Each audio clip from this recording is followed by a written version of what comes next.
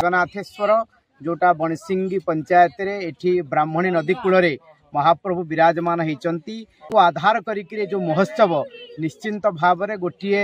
अविस्मरणीय कार्यक्रम एथिरे धार्मिक सांस्कृतिक सामाजिक ये सबु प्रकार जागरण ये कार्यक्रम निश्चित भाव में मुझे कहबी अन्य मानक गोटे प्रेरणा एवं एथिरे ब्राह्मणी बंदाण महोत्सव को जो जोड़ा जाइए ये निश्चित भाव में नदीर सुरक्षा जलर सुरक्षा प्रकृतिर सुरक्षा अर्थात गोटे सामाजिक वार्ता ये महोत्सव दौची जोटा निश्चित भाव में अन्य मानक प्रेरणा ये ब्राह्मणी उत्तर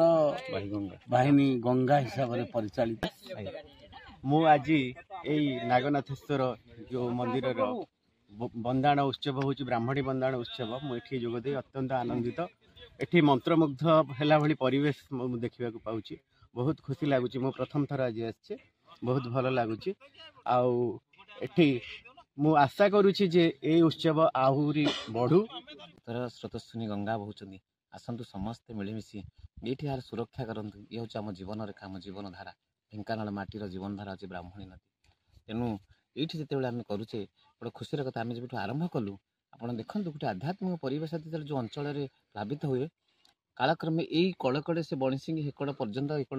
एकड़े माथापुर पर्यंत कूले कूले पैंछ मैंने आसिक अंडा देवा आरंभ कले यह आम बड़ सौभाग्य जे प्रकृति जिते संस्कृति संपन्न हो जाऊँगी से अन्य जीवजंतु मैंने आसक्त होती आसुँच।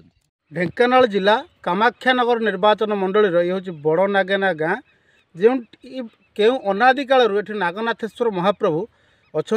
आउ चलित वर्ष को मिसाई 4 वर्ष है ये ब्राह्मणी बंदाण एक स्वतंत्र कार्यक्रम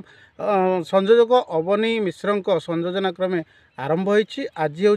चतुर्थ ब्राह्मणी बंदाण उत्सवर शेष दिन ए उत्सव विश्व हिंदू परिषद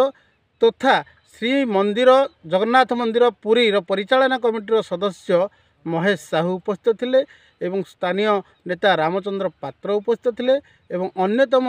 अतिथि भाव में विश्वरंजन दास उपस्थित रही ब्राह्मणी बंदन कार्यक्रम